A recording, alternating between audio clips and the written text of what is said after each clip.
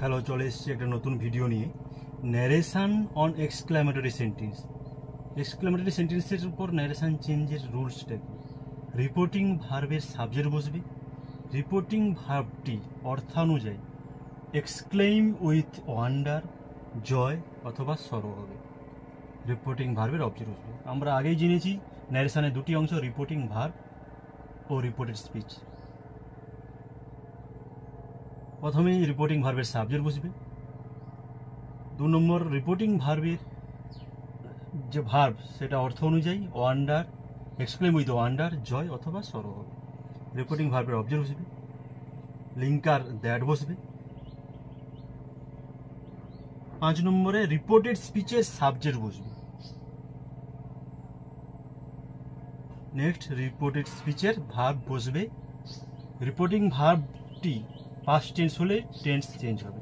অর্থাৎ reporting verb যে একটা ন্যারেশনের অংশ, তার একটা ভার্ব রয়েছে, সেটা যদি পাস্ট টেন্স থাকে তাহলে রিপোর্টেড স্পিচের ভার্বের টেন্স চেঞ্জ হবে।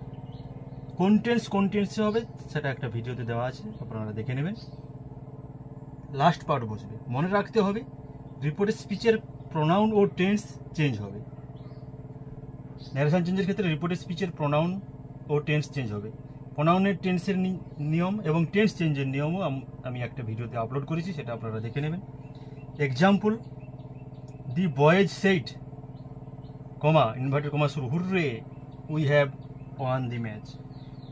বালকেরা বলেছিল, হুররে আমরা ম্যাচটা জিতেছি।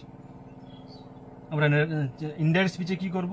দি বয়েজ, এটা রিপোর্টিং ভার্বের সাবজেক্ট বসিয়ে দিয়েছি। সেইড আছে, যেহেতু এটা আনন্দ, হুররে, তাই এক্সক্লেম উইথ জয় করেছি। অবজেক্ট নেই রিপোর্টিং ভার্বে, তাই অবজেক্ট নেই, দ্যাট বসিয়ে দিয়েছি। উই আছে রিপোর্টিং স্পিচের subject, first person pronoun reporting ভার্বের সাবজেক্ট দি বয়েজ, তাই দে করেছি। এবার রিপোর্টিং ভার্বটা পাস্ট টেন্সে থাকার কারণে টেন্স চেঞ্জ করেছি, had won the match. The boys said, hurray we have won the match, এটা চেঞ্জ করে ইনডাইরেক্ট স্পিচে the boys exclaimed with joy, hurray থাকার কারণে exclaimed with joy that they had won the match. ঠিক আছে, দেখা হচ্ছে নেক্সট ভিডিওতে। কারোর কোনো প্রবলেম থাকলে অবশ্যই কমেন্ট করুন, আমি সেটা ঠিক করার চেষ্টা করব। Thank you all.